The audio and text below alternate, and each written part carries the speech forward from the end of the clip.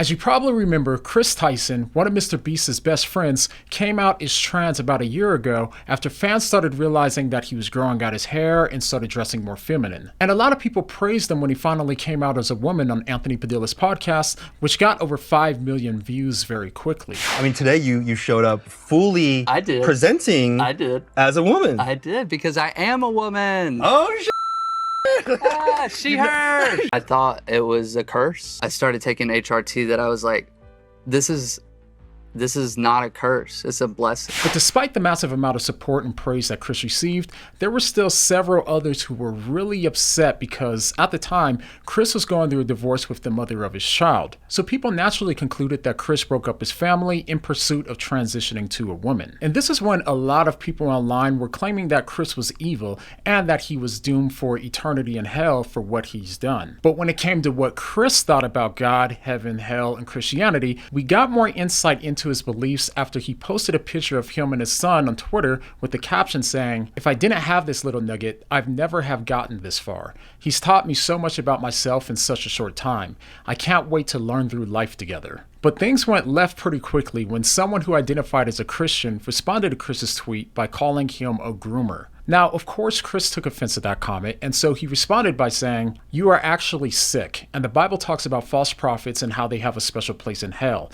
Enjoy yours if you don't change." Now, as I said in my past video, I was initially confused when I read his comment since I didn't understand why he would accuse the commenter of being a false prophet. And the best that I can come up with is that he was saying that the commenter was spreading false information about him, and therefore the commenter was condemned by the Bible that they profess to believe in. But then a different Twitter user jumped in and said, "Bro, man, guy, I don't know if this very, very loose understanding of the Bible is particularly convincing." To which Chris responded by saying, "I've read it front to back twice, went to a Christian private school with Bible class as part of the curriculum, and sat through every Sunday and Wednesday service that was held. I can interpret the Bible how I see fit, just like Christians do." And this response seemed to be a way of accusing Christians of picking and choosing what scriptures they want to follow and interpreting the Bible according to their own personal preferences. Chris also accused the Bible of just being a fairy tale, and he also implied that the people that were criticizing him were going to hell. But of course, in response to this, a lot of people told Chris that he was actually the one that was going to be condemned because he chose to transition and break up his family. Now, all of this was going on when the story about Chris transitioning was one of the biggest stories on the internet and, without a doubt, even one of the biggest stories in the nation at the time. But since then, all of the drama with Chris seemed to go silent.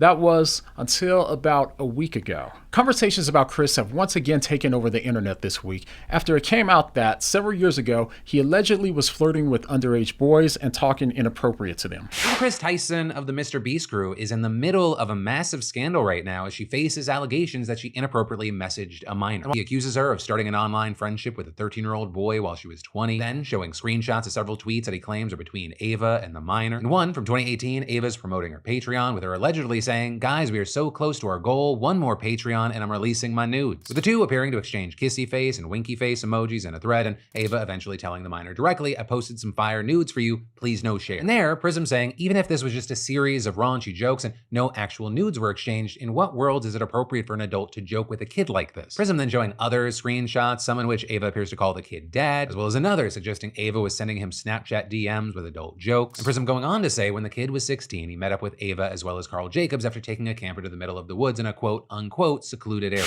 In addition, a lot of his raunchy jokes came to the surface, as well as some inappropriate artwork that he had on his wall that all seemed to point in the direction of Chris being attracted to underage boys and girls. Everyone's pretending to be surprised that this fucking tried to fuck a kid. Well, of course. It's all they're fucking sexual deviants. They're weirdos. So if there was ever any doubt that Chris couldn't be saved when he allegedly broke up with his family for the sake of transitioning, people were far more hesitant that he could be saved given these new allegations against him. And in response to all of the backlash, Chris came out with a statement saying, "I would like to apologize for any of my past behavior or comments if it hurt or offended anyone. It was not my intent. Seeing recent events, we've mutually decided it's best I permanently step away from all things Mr. Beast and social media to focus on my family and my mental health." And even more recently, Mr. Beast put out a statement saying, "Over the last few days, I've become aware of the serious allegations of Ava Tyson," which, by the way, Chris changed his name to Ava, "the serious allegations of Ava Tyson's behavior online, and I am disgusted and opposed to such unacceptable acts. During that time, I've been focused on hiring an independent third party to conduct the thorough investigation to ensure I have all of the facts. That said, I've seen enough online and taken immediate action to remove Ava from the company, my channel, and association with Mr. Beast. I do not condone or support any of the inappropriate actions. I will allow the independent investigators the necessary time to conduct a comprehensive investigation and will take any further actions based on their findings. And as you could probably imagine, there are countless comments going against Chris at the moment that are brutal, and understandably so. So given that he said he's taken time to focus on his mental health,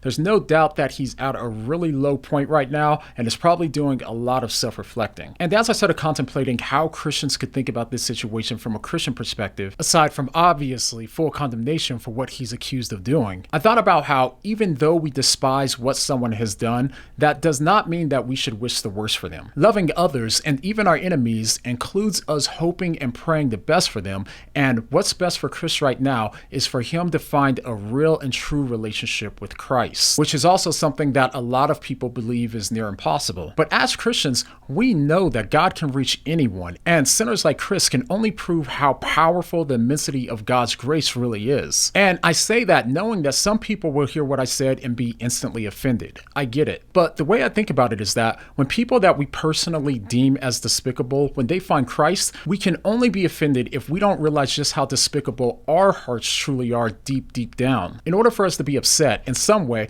we have to think that we're more deserving of God's mercy and salvation than they are. But in reality, there's no difference between me, you, and the Apostle Paul, the same Paul who said that he's the chief of sinners. Paul, nor me, nor you, nor Jeffrey Dahmer are any more or any less deserving of salvation than anyone else. And of course, that doesn't mean that there's not lesser or greater consequences for sin in this life either. Of course there are, which is why God tells us not to sin in the first place. So we could be disgusted at the sin, but that doesn't give us the right to feel self-righteous when we see someone like Chris. I mean, me, being someone who's done a lot of things in the past that I'm not proud of and I would take back if I could, I know that if anyone needs grace, it's me. And if anyone isn't deserving of grace, it's me. Nearly all of us have done things in the past that we're deeply ashamed of. And if God can still save and even use someone as messed up as me, then I promise you that he can save and use someone like you as well. So no matter who you are, no matter what you've done,